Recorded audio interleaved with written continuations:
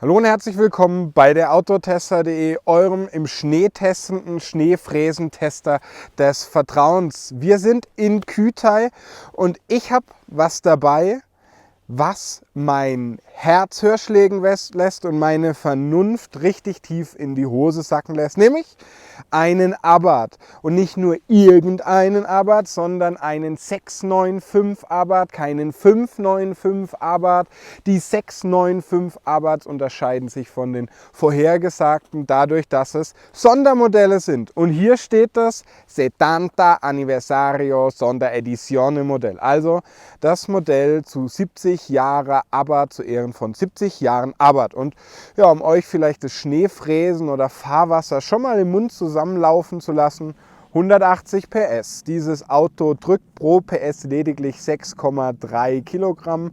Ja, und dann haben wir hardwaremäßig da so ein bisschen was drin verbaut, was Spaß macht. Vielleicht das Wichtigste vorweg, da hinten ist ein Dachkantenspoiler drauf, der ist 12-fach verstellbar, 4-flutige Rekord Monza Auspuffanlage, Frequency Selective Koni Dämpfer, Garrett Turbolader, Sabel Sportsitze und das alles zum absoluten super Italiener Schnäppchenpreis von nur 34.600 Euro. Eigentlich wollte ich es am Schluss verraten. Und was werden wir heute zusammen machen mit diesem Auto, was mich wirklich ziemlich heiß macht?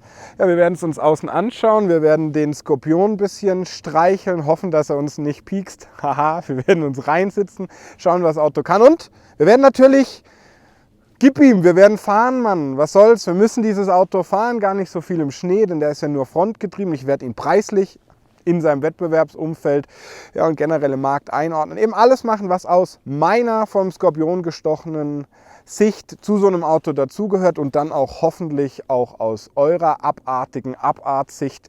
Ja, und dann geht es jetzt auch los mit mir. Ich bin der Jan. Und ach übrigens, ich bin nicht alleine, sondern wir sind ein ganzes Team. Ihr findet uns von www.derautotester.de auf www.derautotester.de. Auf Instagram findet ihr uns, auf Facebook.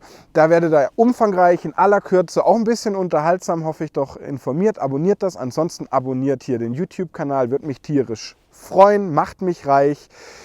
Ja, und dann geht es jetzt auch los mit mir. Wie gesagt, ich bin der Jan und dem Abarth 70 Jahre Anniversario. Viel Spaß bei unserem Sondermodell-Review aus dem Schnee. Ich stehe im Profil und das bedeutet für euch, ich werde euch vom abartig gut erklären, wo kommt die kleine Rennsemmel her, wo will die Pocket Rocket hin und wie kann man die italienische Pistensau in ihrem Wettbewerbsumfeld einordnen. Erstmal hier 70 Jahre Anniversario von Abarth, Firmengründer Carlo Abarth liegt jetzt im Grab und er hätte wahrscheinlich nochmal sowas wie ein feuchtes Höschen oder eine letzte Erektion, wenn er wüsste, dass auf den kleinen 500 immer noch sein Name draufklebt und ihm zu Ehren zum Geburtstag eine Sonderedition passieren würde. Vielleicht auch nicht, vielleicht wäre er typisch cool italienisch, aber ich gehe nun doch mal davon aus, sei es drum, er wird es eh nicht mehr mitbekommen. Ja, und dann ging es los. Dieses Auto hier ist 12 Jahre alt. 2007 wurde der 500er, wurde dem wieder Lebensluft eingehaucht. Genauso wie Abarth von Fiat, die haben die Marke übernommen und ein Jahr später hat dann schon der erste 500er den Namen Abarth getragen. Auch da wäre Carlo Abarth richtig stolzer Italiener. Ja, und dann kann man natürlich bei diesem Auto vieles sagen. Aber es gibt halt inzwischen den 124 Spider von Abarth und den 500er von Abarth. Das sind die 595 Modelle, die serienmäßig sind. Und das ist der normale 595, 145 PS. Das ist der Pista, 160 PS. Das ist der Turismo, 165 PS und der Competizione 180 PS. Inzwischen gibt es noch den Esse, den ihr bei uns auf dem Kanal findet, mit sehr viel Rennsport gehen. Und dann haben wir hier jetzt die aktuelle Top-Version. Aber hier steht ja drauf 695, genau, ich habe es euch gesagt, weil 695 diesen Namen tragen ja die absoluten Sondermodelle. Und was hatten wir da? Eine Opening Edition Zero-Cento, hatten wir Tributo Ferrari, hatten wir 50 Jahre Sonderedition, Maserati Sonderedition, Rivale Sonderedition, Yamaha Sonderedition und das Interessante daran ist, zum Beispiel die Sonderedition Biposto, die ist inzwischen mehr wert als ja, der Listenpreis am Anfang war. Das bedeutet, die Dinger sind kleine Geheimtipps, weil sie vielleicht, ich weiß es nicht, will auch meine abartig vorsichtige Hand da nicht ins Feuer legen, aber vielleicht mehr Geld wert werden könnten. Sehr spannend. Aber wenn man sich den hohen Einstiegspreis anschaut, dann müssen sie eigentlich fast wertstabil sein, denn vergleicht man das jetzt natürlich mit dem Wettbewerbsumfeld, mit so einem, ja, ich bin ja selbst Minifahrer, mit so einem Mini Cooper S oder John Cooper Works, mit einem Suzuki Swift, mit einem Ford Fiesta ST zum Beispiel oder dem Up GTI, Gott hab ihn selig, ja, dann ist es natürlich mit seinen 34.600 € ein richtiger abartiger Arsch voll Geld. Was wir jetzt aber machen wollen bei diesem Auto, was ja allein schon von seinem Antlitz nicht nur Carlo Abarth, sondern auch mir so ein bisschen feuchtes Höschen beschert. Ich werde es euch vorstellen, außen und nicht nur vorne, sondern auch hinten den 12-fach verstellbaren Dachkantenspoiler zeigen. Los geht's. Während ich mehr Daten in meinem unfassbar flexiblen Kopf habe als Raymond, als so ein richtiger Autist, probiere ich mir die alle zu merken und euch erstmal zu erzählen, dass dieses Auto ja die 70 Anniversario Sonderedition ist, also die 70 Jahre Sonderedition. Bedeutet, dieses Auto beziehungsweise das Geburtsjahr von Abarth war 1949. Und jetzt ist er limitiert auf 1949 Stück, kann man sagen. Oh Mensch, toll, limitiert.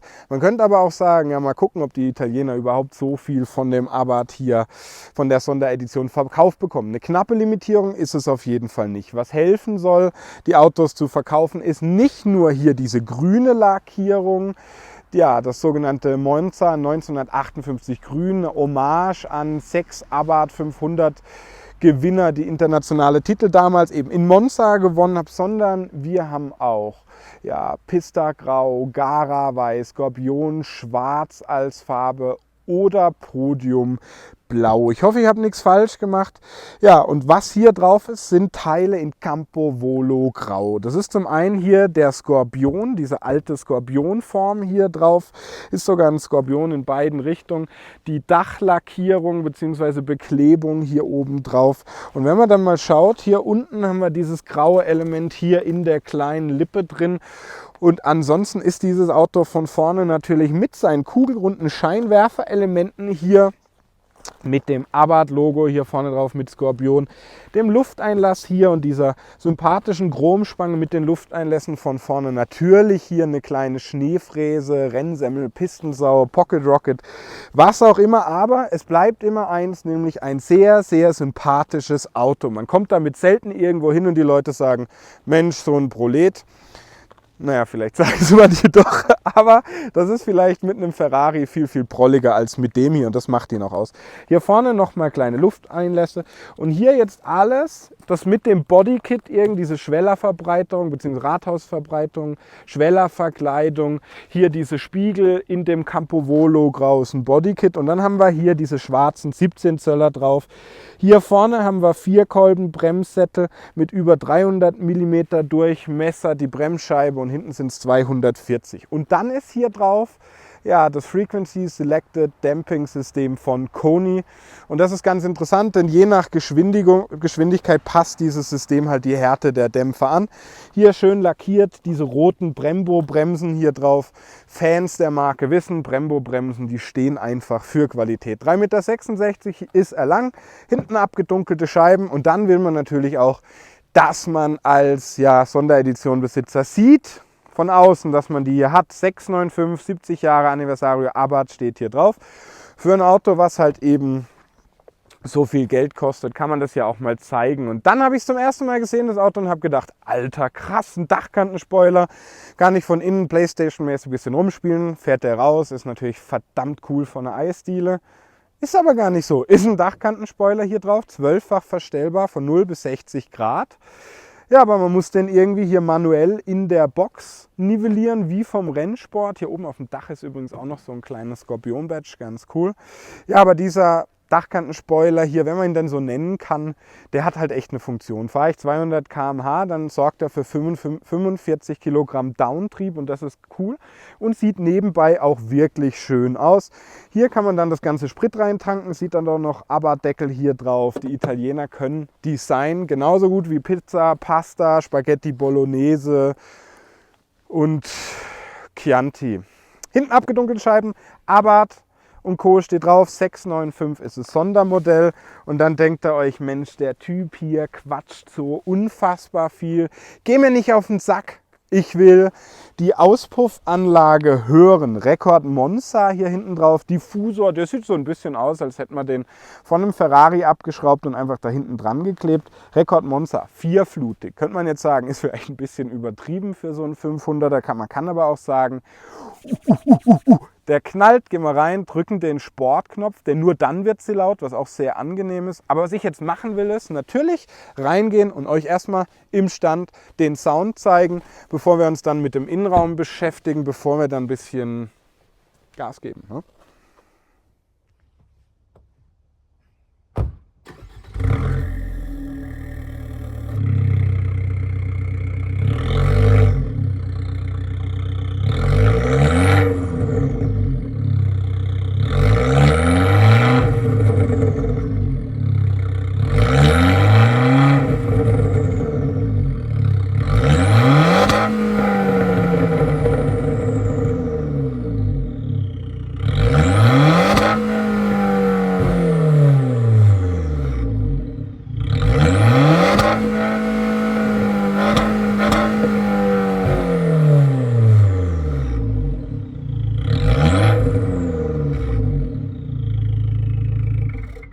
Ja, sprechen wir über den Innenraum und während ich weniger über Geschichte weiß als über Autos, leider, kann ich euch hier zum 500 Sondermodell einiges erzählen und man erwartet so, wow, 70 Jahre Sondermodell, 34.600 Euro, was kann der wohl innen?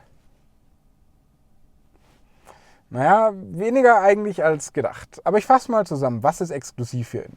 Alcantara im Lenkrad, Kohlefaser-Optik hier, diese kleine Mütze in Alcantara, Sabel Sportsitze, Abarth steht drauf. Die heißen hier Tricolore, weil da oben in der Kopfstütze eine italienische Flagge eingearbeitet ist. Wir haben hier Stoff in der Mitte, Bronze, eine Bahn und Leder außen, schöne, ja wirklich schöne Nähte. Und wenn ich hier drin sitze, ich bin jetzt vielleicht nicht der Schlankste, auch wenn es weh tut mir und euch, diese Wahrheit, aber naja, sprechen wir es halt aus. Und ja, die sind schon ganz schön eng, ne? Also ich bin reingekommen, mal gucken, ob ich wieder rauskomme. Aber die geben dir halt das in dem Auto, was du brauchst, nämlich Stabilität. Und sind eigentlich eher weniger langstreckentauglich. Ich stehe auf die Sitze, perfekt. Was man immer noch nicht machen kann, ist in der Höhe verstellen. Man sitzt tendenziell ein bisschen zu hoch. Vor allem sportliche Fahrer wünschen sich doch tief zu sitzen. So, nächster Kritikpunkt ist hier der Schaltknauf. Sieht ganz cool aus, irgendwie wie eine silberne Kugel eben.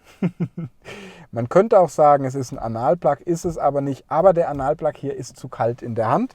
Und dann findet man noch hier abartige Abart-Einstiegsleisten und ihr sagt, aber meine Friends sehen doch gar nicht, dass ich hier nur einen von 1949 Stück habe.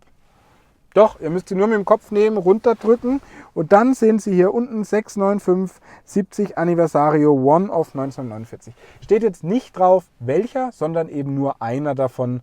Die Italiener sind ja auch Füchse, ne? Schön ist hier der Sportknopf, kann man draufdrücken, da vorne ist dann die Ladedruckanzeige hell beleuchtet und die Grafik ändert sich auch in diesem kleinen digitalen Tacho hier. Bei Sport haben wir dann natürlich hier die Elemente wie zum Beispiel hier rechts, wie viel Benzin haben wir da noch drin und links haben wir die Temperatur vom Öl. Kann man hier drin durchspielen, einmal durchspielen, hier Radio haben wir hier, Bordcomputer, die Reifendruckanzeige. Ja, und dann haben wir hier dieses Uconnect-System da vorne. Das ist immer noch ein bisschen zu langsam. Das ist immer noch, aber intuitiv immer noch gut im Blickfeld. Radio haben wir hier, Medien, Navi. Ihr seht schon, dauert manchmal ein bisschen länger. Ist ein Touch-System, kann man aber auch hier durchswipen zum Beispiel. Kompass haben wir drin oder Trip haben wir drin, momentaner Verbrauch. Steht auch da, will man bei meiner Fahrweise nicht wissen. Telefon können wir koppeln, Apple CarPlay, Android Auto hier drauf. Einstellungen. Trip ist dann hier. Hier ist alles ein bisschen oldschool-mäßig für die Klima. Wir haben hier, ja genau, die Öffner für die Fenster sind hier in der Mitte, wird oft kritisiert. Hier unten ist ein USB-Stecker. Ich beschreibe das Auto jetzt einmal mal ganz, falls es euch wirklich ganz interessiert. Schön ist die Beats-Anlage hier drin. ist drin. Ich könnte es euch anmachen und da schlackern mir die Ohren, weil die Beats-Anlage ist toll. Aber ihr hört es ja eh nicht über die Mikros hier. Ja, was haben wir noch? Ablagefläche, vorne Cupholder haben wir da. Wir haben in den Türen Platz. Wir haben hier vorne nochmal ein kleines Handschuhfach. Cooles, hier drin ist wirklich alles auf brutal sportlich getrimmt, denn es ist alles sehr, sehr dunkel, passt perfekt ins Bild. Was kann man kritisieren? Das Auto ist inzwischen 12 Jahre alt, sehr schick, sehr italienisch, aber wir haben halt zu viel Hartplastik hier drin, sind wir ehrlich. Aber ich habe es schon mal gesagt, Leute, die sich so ein Auto kaufen, das sind weniger Leute, die das Auto mit dem Kopf kaufen, sondern eher mit dem Herzen. Und das Herz, das fühlt sich hier drin sehr wohl, auch wenn mein Po sich nach, naja, sagen wir 100 Kilometer wahrscheinlich anfühlt als... Bevor ich was politisch Inkorrektes sage, gehen wir raus und ich werde euch was zum Motor erklären. Motor, Herz. Kommen wir vom Spoiler Ataseto Variabile, also unserem kleinen Kuchenblech, Dachkanten-Spoiler da hinten vom Innenraum, hin zum Motor hier von unserem kleinen Skorpion. Und was ist das Herz von unserem Auto? Was ich euch gesagt habe, hier drin ist natürlich 6,3 Kilogramm muss dieses Auto nur pro PS drücken. Was ich euch verschwiegen habe, ist er beschleunigt in 6,7 Sekunden auf Tempo 100. Bei 225 km/h ist die Höchstgeschwindigkeit von unserem 1,4 Liter Motor hier mit Garrett Turbolader. Ja, erreicht 250 Newtonmeter maximales Drehmoment hat dieses Auto, denke ich, denn auf der Abarth-Seite steht 230 Newtonmeter.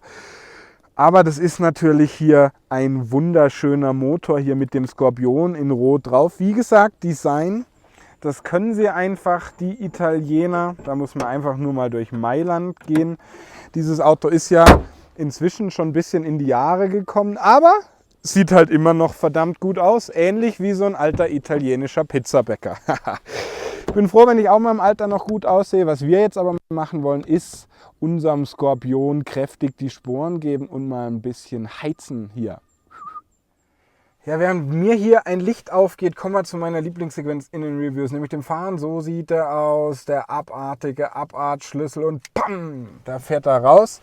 Ich mache euch das Auto an, gib mal Gas hier, Sportknopf im Leerlauf. Und wenn ich mich verdammt beliebt bei meinem Nachbarn machen will, dann kaufe ich mir einfach so ein Auto und mache das jeden Morgen dreimal vorm Brötchen holen. Und jetzt geht's auch schon los.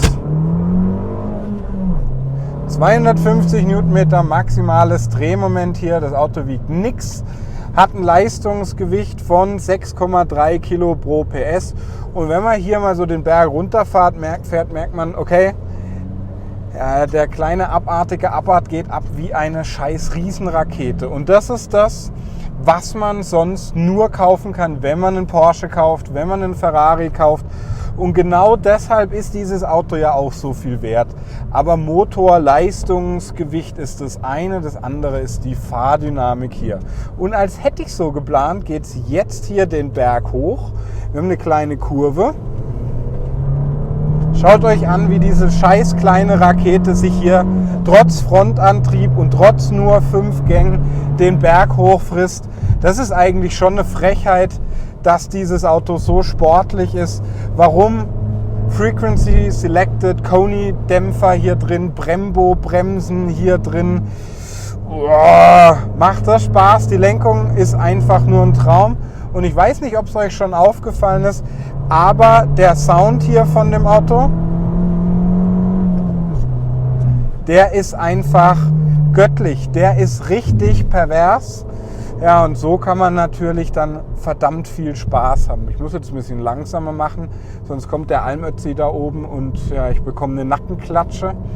Was ich euch sagen kann zu dem Auto ist natürlich auch auf der Autobahn macht es natürlich Spaß, weil wir halt oft so viel Drehmoment haben und ja so viel Kraft für das Gewicht, dass wir halt mit dieser Pocket Rocket hier Spaß haben. Vielen werden jetzt sagen hier Frontantrieb, 5 Gänge, die Sitze sind mir zu hart, hier die Sabel Sportsitze.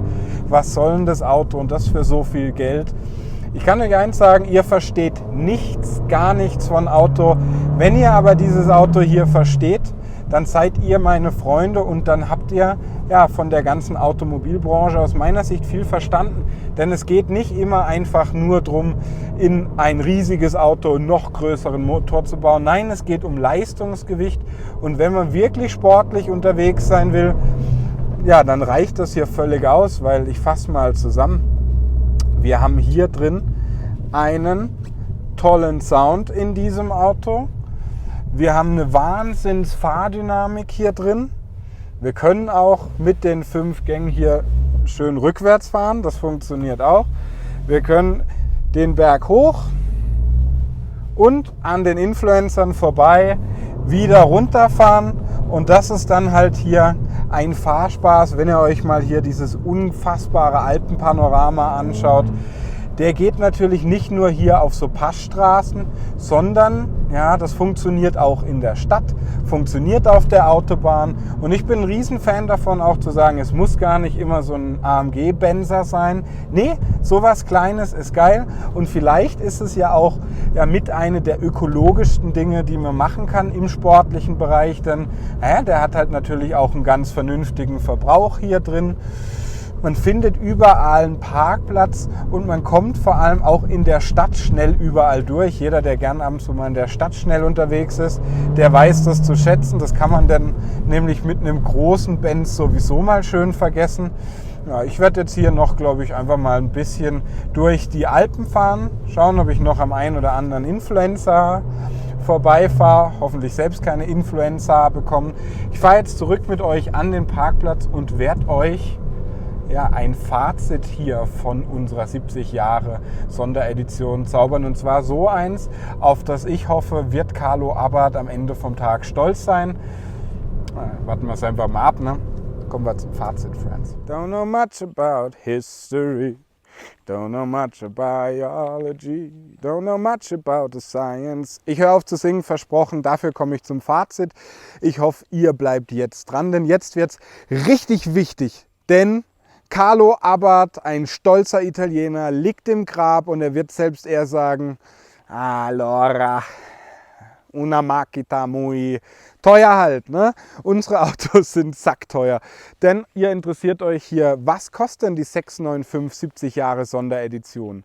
Ja, die beginnt bei 34.600 € und das ist abartig arschviel. Dann kann man sagen, Ferrari ist teurer. Ja, okay. Ich fand es ganz spannend, denn ich habe euch ja auch den SS vorgestellt, also Supersport oder wie das Modell heißt, SS abgekürzt. Kann man in Italien machen.